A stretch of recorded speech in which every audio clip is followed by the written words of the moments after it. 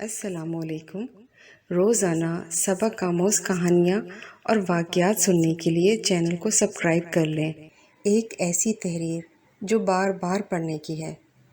ایک دفعہ یہ اعلان ہوا کہ جو آدمی پریشان ہے وہ فلاں میدان میں آ جائے، جس چیز سے پریشان ہے اس کو وہاں رکھ دے، اس کا متبادل یعنی جس چیز کو اچھا سمجھتا ہے وہ اٹھا لے۔ اس اعلان کو سن کر سب خوش ہو گئے اور مقررہ دن میدان میں پہنچ گئے۔ ایک آدمی شادی شدہ تھا، بیوی سے تنگ تھا، وہ بیوی کو چھوڑ آیا۔ دوسرا ایک کنوارا تھا، وہ بیوی کے بغیر ادھورا تھا، وہ بیوی کو لے کر آ گیا۔ تیسرا ایک آدمی کی اولاد نافرمان تھی، وہ انہیں چھوڑ کر آ گیا۔ چوتھے کی اولاد نہیں تھی، وہ اولاد کو لے کر آ گیا۔ پانچواں ایک آدمی ٹی بی کا مریض تھا، ساری رات کھانستا تھا، وہ ٹی بی کو چھوڑ آیا اور شوگر لے آیا۔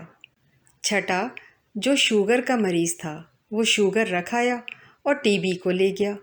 اسی طرح سب خوشی خوشی واپس آ گئے۔ اگلے دن ایک شادی شدہ جو بیوی کو چھوڑ آیا تھا گھر آیا۔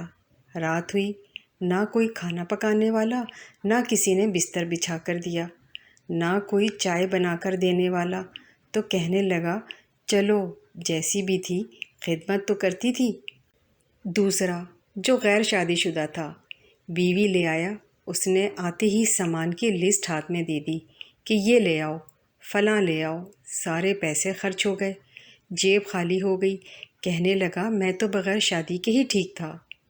تیسرا جو اپنی اولاد کو چھوڑ آیا تھا وہ بھی ایسے ہی پریشان ہوا کہ جیسے بھی نافرمان تھے، کبھی کبھی حال چال ہی پوچھ لیتے تھے، کبھی کوئی کام ہی کر دیتے تھے۔